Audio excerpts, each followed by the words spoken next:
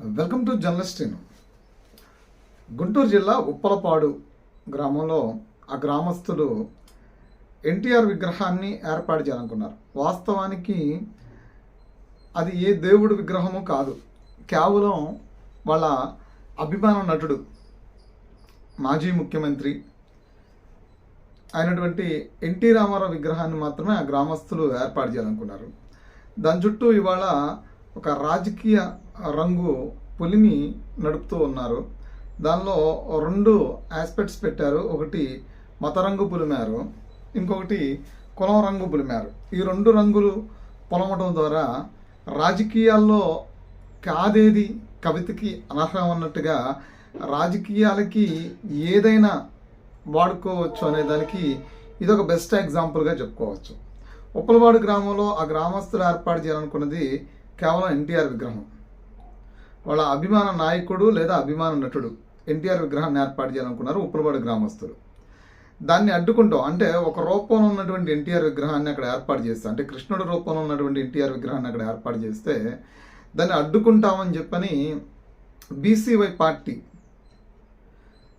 పార్టీకి సంబంధించినటువంటి వ్యక్తి, ఆ పార్టీకి అధినేత అయినటువంటి వ్యక్తి పుట్ట రామచంద్ర యాదవ్ అనేటువంటి వ్యక్తి దాన్ని అడ్డుకుంటామని చెప్పని పిలిపించారు. చలో ఉప్పలపాడు పిలిపించిన తర్వాత ఆ గ్రామస్తులు కూడా ఆ కృష్ణుడి రూపంలో ఉన్నటువంటి ఎన్టీఆర్ విగ్రహాన్ని నిలుపుదల చేసి మామూలుగా ఉండేటువంటి ఎన్టీఆర్ విగ్రహాన్ని ఏర్పాటు చేస్తున్నారు. మనం సాధారణంగా చూస్తుంటాము, చాలా చోట్ల ఎన్టీఆర్ని విభిన్న కోణాల్లో ఆయన పేరు మీద ఏర్పాటు చేసిన మ్యూజియంలో కావచ్చు, చాలా ఫొటోస్లో కావచ్చు, పెద్ద పెద్ద ఎన్టీఆర్ ఇళ్లలో ఉండేటువంటి ఫొటోస్లో కావచ్చు, ఎన్టీఆర్ కృష్ణుడు రూపంలో ఉన్నటువంటి ఎన్టీఆర్ని ఎక్కువ ఫొటోస్, రాముడు రూపంలో ఉన్నటువంటి ఎన్టీఆర్ ఫొటోస్ ఉన్నాయి, భీముడు రూపంలో ఉన్నటువంటి ఎన్టీఆర్ ఫొటోస్ ఉన్నాయి.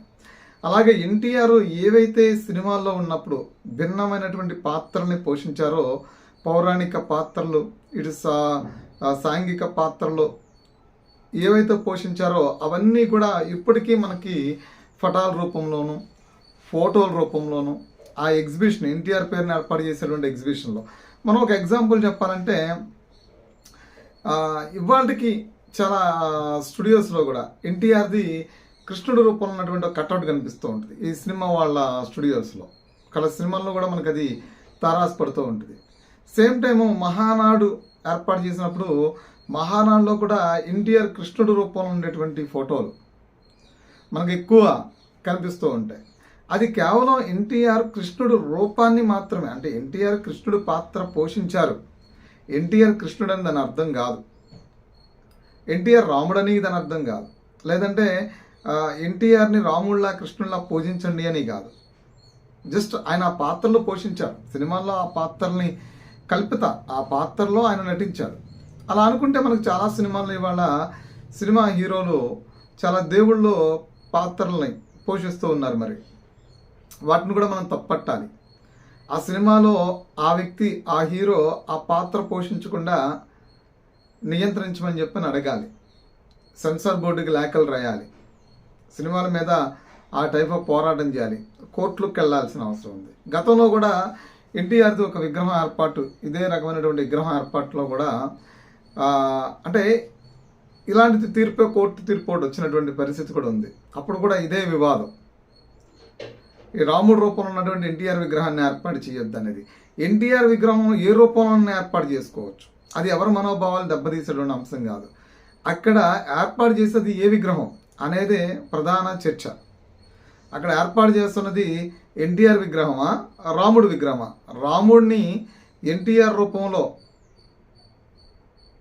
ఏర్పాటు చేస్తున్నారా, లేదంటే కనుక ఎన్టీఆర్ విగ్రహాన్ని రాముడు రూపంలో ఏర్పాటు చేస్తున్నారా అనేదే ప్రధానంగా మనం దృష్టించాల్సినటువంటి అంశం కూడా. ఎన్టీఆర్ అనేక పాత్రలు పోషించారు కాబట్టి, తెలుగు సినిమా యాక్టర్ కాబట్టి ఆయన పోషించినటువంటి పాత్రలో నుంచి ఆ పాత్రలో నుంచి ఏ గెటప్లోనైనా సరే, అది మేజర్ చంద్రకాంత్ కావచ్చు, జస్టిస్ చౌదరి కావచ్చు, బొబ్బులు పులి కావచ్చు, రాముడు భీముడు ఆ పాత్రలో చేసినటువంటి పాత్రలా కావచ్చు, లేదంటే ఆయన ఎన్నో పాత్రలు పోషించాడు, దానవీర సూర కర్ణ లాంటి సినిమా, ఆ సినిమాలో చేసినటువంటి కరుణుడు కావచ్చు, కృష్ణుడు కావచ్చు, భీముడు కావచ్చు, అలా ఏ పాత్రలో ఉన్నా సరే ఆ వీడియో ఆ బొమ్మని ఆ పాత్రలో ఉన్నటువంటి ఎన్టీఆర్ని అక్కడ ఏర్పాటు చేయడం అనేది అంటే తప్పు పట్టాల్సినటువంటి పరిస్థితి అయితే ఉండదు. మరి దానిలో అప్పుడులో కోర్టు కూడా ఓ తీర్పు ఇవ్వటం, ఆ తీర్పుని అంటే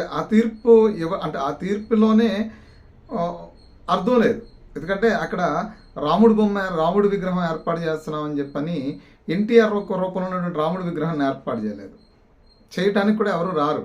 సో అంటే మనోభావాలు దెబ్బతిన్నా, మత సిచ్చు రగిల్చిన, ఆ కులానికి సంబంధించినటువంటి అంశంలో ఆ కులాన్ని అవమానపరిస్తే అప్పుడు కుల చిచ్చు రగల్చొచ్చు. సేమ్ టైం మత చిచ్చు రగల్చాలన్నా, మనోభావాలు దెబ్బతిన్నాయని చెప్పాలన్నా ఈ సోకాల్డ్ పీపుల్కి, నాయకులకి, ఈ రాజకీయ నాయకులకి, సాధారణ ప్రజలకు పట్టలేదు, రాజకీయ నాయకులు పట్టినటువంటి అంశాలే ఇవి. వాళ్ళకి పట్టినటువంటి భూతాలు దెయ్యాలే ఈ కుల చిచ్చు, మత చిచ్చు అనేది కూడా చెప్పుకోవచ్చు. ఇప్పుడు రామచంద్ర యాదవ్ లాంటి వాడు ఒక మత చిచ్చు పెట్టాలనుకున్న, కృష్ణుడి రూపంలో ఉన్నటువంటి ఎన్టీఆర్ విగ్రహాన్ని నిలుపుదల చేయాలని కోరిన, అక్కడ కృష్ణుడు రూపంలో ఉన్నటువంటి ఎన్టీఆర్ విగ్రహం ఏర్పాటే తప్ప కృష్ణుడిని ఎన్టీఆర్ రూపంలో ఏర్పాటు చేయట్లేదు అనేది గుర్తుంచుకోవాలి. ఇక్కడ రెండు అంశాల్లో, ఒకటి కృష్ణుడు అంటే యాదవ్ కులానికి అనేదాన్ని ఏదో ఓన్ చేసుకున్నట్టున్నారు. వాస్తవానికి కృష్ణుడు క్షత్రియ కులంలో పుట్టి యాదవులంటే పెరిగాడు కాబట్టి వాళ్ళు ఆయన అభిమానిస్తారు. అలా అని చెప్పని ఆయన వాళ్ళొక్కడికే సొంతమా అంటే అది సాధ్యపడదు. ఆ మతానికి ఆ ధర్మానికి మధ్యలో తీసుకొచ్చి ఒక దేవుణ్ణి తీసుకొచ్చి పెట్టి రాజకీయం చేయడం అనేది దుర్మార్గం అవుతుంది. వాస్తవానికి ఎన్టీఆర్ రూపంలో ఉన్నటువంటి కృష్ణుడిని అక్కడ ఏర్పాటు చేయలేదు.